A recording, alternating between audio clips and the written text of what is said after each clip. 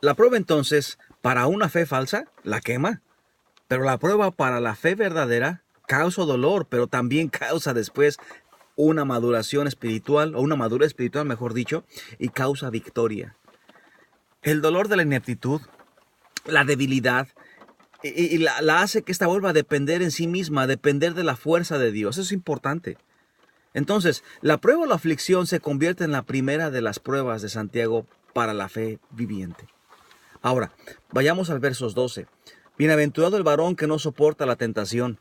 Esto es lo que dice la Escritura. Bienaventurado el varón que soporta la tentación. Esta es una bienaventuranza, por cierto. Este es la misma tipo de el lenguaje que se está usando en Mateo capítulo 5, donde el Señor dio las bienaventuranzas, aquel sermón que se dio en el monte, ¿no? Y esto, por supuesto, el pensamiento de Santiago, que se ve ampliamente influido por este sermón del monte. Y por supuesto, es lo que vemos a través de toda la epístola de Santiago. Pero fíjate, dice, bienaventurado el varón que soporta la tentación, porque cuando, y aquí es la parte interesante, o literalmente se puede decir que cuando haya pasado la prueba, dice la Escritura, recibirá la corona de vida que el Señor ha prometido a los que le aman. Aquí hay una declaración de la bienaventuranza del que pasa esta prueba. Bienaventurado significa feliz o doblemente bendecido, vaya. Más aún, significa satisfecho. Significa hay un gozo interno. Hay un doblemente bendecido y por esto se experimenta el gozo interno. Es un estado del alma en éxtasis, en el sentido correcto de la palabra. Un estado del alma en gozo, pues. De hecho, en el capítulo 5 de Santiago vemos en el verso 11, él dice lo mismo. Dice, he aquí tenemos por bienaventurados a los que soportan. Entonces, él dice que deben, por un lado, recordar la paciencia de Job. Y demás, considerando la gente verdaderamente feliz o verdaderamente gozosa que soporta las pruebas que está pasando o por las cuales está pasando. Ahora, esta no es la felicidad debido a la libertad de la prueba. Esta es la felicidad debido a la victoria sobre las pruebas.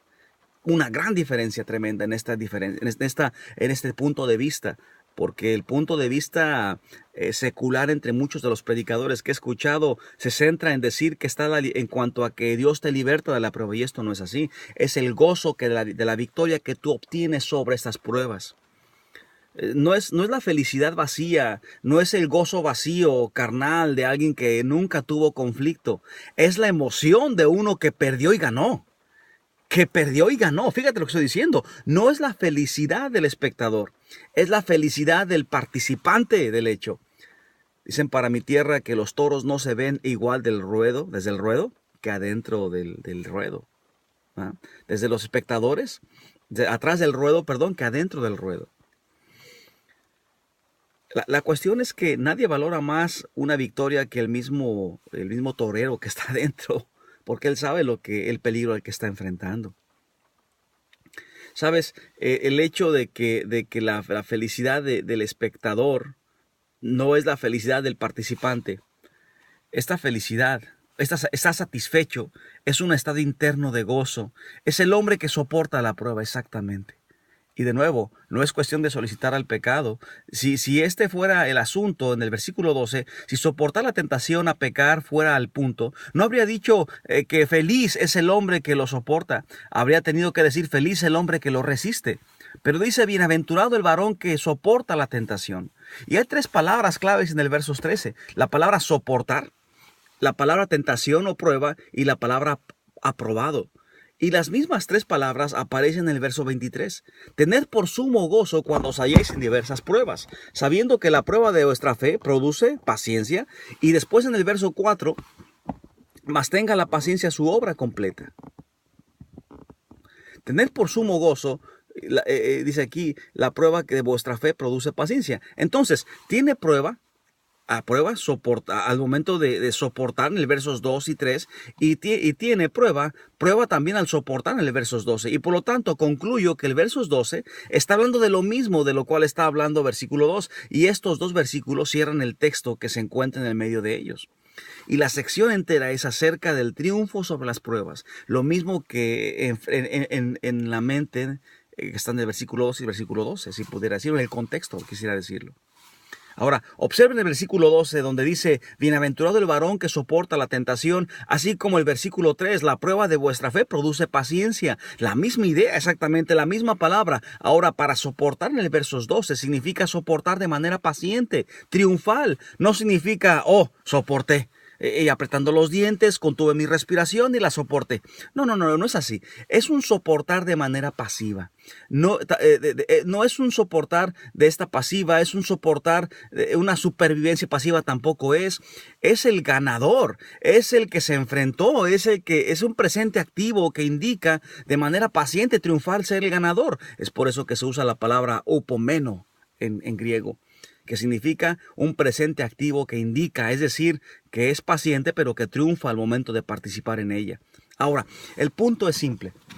La persona que dice ser cristiana y enfrenta pruebas y sale como ganador, lo cual significa que él nunca se rinde en su fe, es la parte central. Nunca abandona la confianza en su Señor. En este caso, nuestro Señor Jesús. Muestra que el cristiano, muestra que su discípulo de Cristo es genuino. Y él recibirá, como dice la Escritura, la corona de vida que el Señor le dará a aquellos que le aman.